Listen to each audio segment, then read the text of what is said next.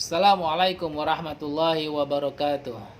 Hari ini insya Allah Ana akan sedikit memberikan tausiah tentang arti dan makna dari ikhlas. Ya, sebagaimana kita ketahui bahwa ketika kita beribadah kepada Allah Subhanahu wa taala ada dua syarat yang harus kita penuhi.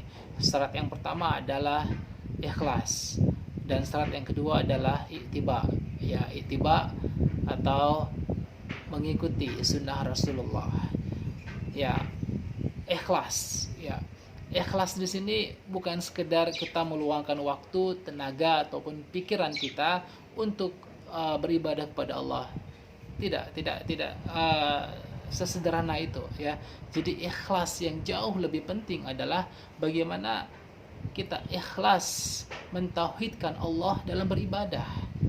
Bayangkan ikhwani, ketika kita beribadah sementara di dompet kita ada jimat, ya, di kantong kita ada jimat, di sabuk kita ada jimat, ataupun di sekitar kita, ya, ada hal-hal yang berbau kesyirikan, ada patung, ya, ataupun ada gambar-gambar orang-orang soleh, ya, ada gambar Syekh Habib, ya, yang mana kita meyakini bahwa gambar-gambar tersebut membawa keselamatan bagi diri kita, keluarga kita, ataupun membawa barokah untuk diri kita, ya.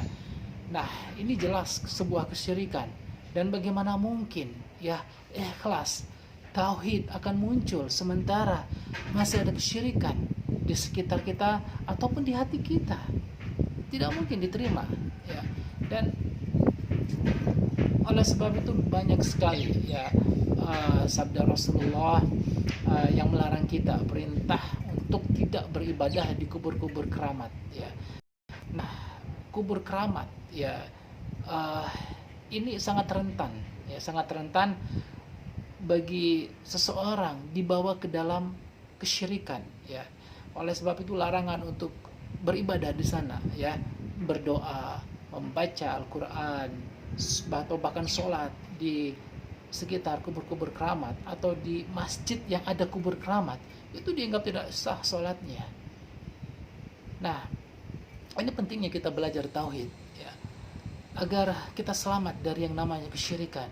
Ikhwani, kesyirikan ini adalah dosa besar, dosa yang paling besar, ya, yang Allah tidak akan pernah mengampuni orang yang berbuat dosa ini, dan mereka akan kekal di dalam neraka.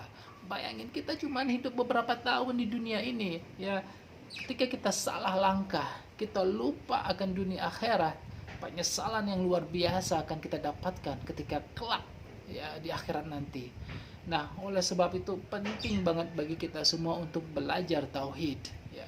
Belajar bagaimana meyakini bahwa alam semesta ini adalah ciptaan Allah, hanya Allah yang mengatur, ya, hanya Allah yang menciptakan, hanya Allah yang punya kuasa, dan hanya kepada Allah kita menyembah, hanya kepada Allah kita berdoa.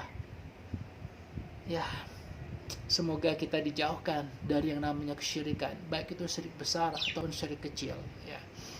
Dan kita akan terus belajar agar terhindar dari yang namanya kesyirikan. Dan jangan lupa, ya, selalu berdoa kepada Allah, ya. Dan salah satu doa yang diajarkan oleh Rasulullah, yang mungkin insya Allah kita bisa lakukan di salah satu waktu yang paling mustajab berdoa, itulah di waktu sholat, di dalam sholat, ya, yaitu pada saat kita sujud, ya. Nah, setelah kita membaca doa sholat, ya, kemudian kita berdoa kepada Allah, ya. Ya, doa yang diajarkan oleh Rasulullah supaya kita terhindar dari yang namanya syirik besar ataupun syirik kecil. Ya, Allahumma inni a'udzubika an usyrika bika wa ana a'lam wa astaghfiruka lima la a'lam. Ya, mudah-mudahan kita bisa menghafalkan doa ini, sehingga doa ini selalu kita baca di saat kita sholat 5 waktu ataupun di saat sholat sunnah lainnya, sehingga Allah benar-benar memberikan petunjuk kepada kita supaya kita terhindar dari yang namanya syirik akbar ataupun syirik kecil. Subhanakallah wa bihamdika la ilaha illa anta astaghfiruka wa atubu ilaik. Wassalamualaikum warahmatullahi wabarakatuh.